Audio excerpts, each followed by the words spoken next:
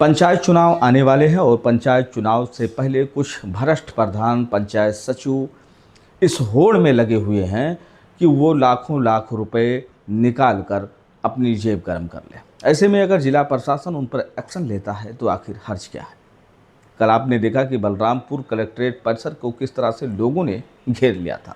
लोग नारेबाजी कर रहे थे। ठीक है, अगर गलत कार्रवाई वहाँ हुई है तो इस पर सरकार के अधिकारियों को, जिला प्रशासन को सोचना भी चाहिए, लेकिन अगर वो भ्रष्ट हैं तो आखिर सोचना फिर क्या।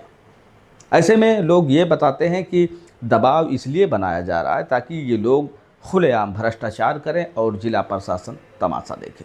आपको एक ताज़ा मामला हम बता दें, विकास खंड रेहरा बाजार के अंतर्गत आने वाले ग्राम पंचायत इटई अब्दुल्ला का है, जहां हम लोग जीरो ग्राउंड की रिपोर्टिंग किए हुए हैं। आपको हम दिखाते हैं ये तालाब है और यहां पर जेसीबी लगाया गया, फर्जी हाजिरी मजदूरों की दिखाई गई और लाखों रुपयों का बंदर बाट किया गया। अब अगर ऐसे में जिला प्रशासन या ब्लॉक प्रशासन इस पर एक्शन लेता है तो आप मोर्चा खोलें, उनके खिलाफ धरना प्रदर्शन करें, तो ये कहाँ का न्याय है। कई ग्रामीण क्षेत्रों में हम गए और वहाँ की जनता से मैंने बात की तो उन लोगों का कहना था सरकार हमारे विकास के लिए पैसे भेज रही है, अगर हम लोगों का विकास नहीं होता है तो डायरेक्ट हम कार्रवाई तो करेंगे नहीं। इसके लिए जिला प्रशासन यानी कलेक्ट्रेट, विकास भवन, तमाम ऐसी ऑफिसें हैं जहाँ बड़े बड़े अधिकारी बैठे हैं और उनके पास वो अधिकार है जो उन अधिकारों के तहत इन भ्रष्ट लोगों के खिलाफ एक्शन ले सकते हैं।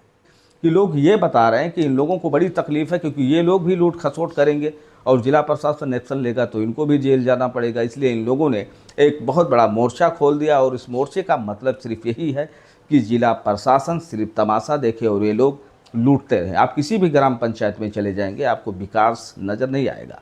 मनरेगा में फर्जी मजदूरों की हाजिरी लगाई जाती है, पुराने फ़ोटो को अपलोड किया जाता है और फिर आप जानते हैं कि पैसे किस तरह से निकलते हैं, बताने की कोई ज़रूरत नहीं है। तो जिला प्रशासन ने जो एक्शन लिया है, गांव ग्रामीण की जनता जिला अधिकारी पवन अग्रवाल यानी जो बलरामपुर के जिला अधिकारी हैं उनसे काफ़ी खुश है। वो लोग उनकी सराहना कर रहे हैं और लोग कह रहे हैं कि ऐसे ही अधिकारियों की ज़रूरत है और ये लोग अगर एक्शन नहीं लेंगे तो भ्रष्टाचारियों के जो हौसले हैं वो बुलंद हो जाएंगे।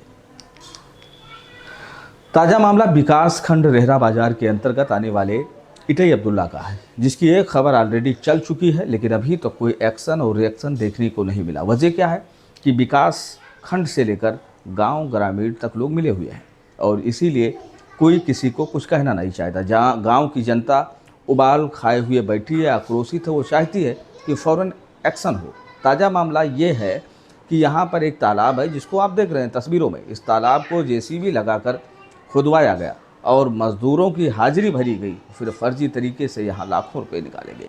गांव में खड़ंजे के नाम पर, रिबोर के नाम पर तमाम ऐसे फर्जी कागजात बनाकर बहुत सारे पैसे निकाले गए। अगर इसकी जांच हो तो ये प्रधान, पंचायत सचिव और रोजगार सेवक जो भी हैं गांव में, उन सबको जेल हो सकता है। तो मेरे कहने का मतलब ये है कि एक्शन रिएक्शन होना चाहिए, क्योंकि जिला प्रशासन जो है उसकी जवाबदेही दिल्ली तक होती है। अगर उनसे कल किसी ने कोर्ट में कोई याचिका दायर कर दिया और गलती से जिला अधिकारी बलरामपुर वहाँ तलब हुए तो आखिर उनके पास क्या जवाब होगा?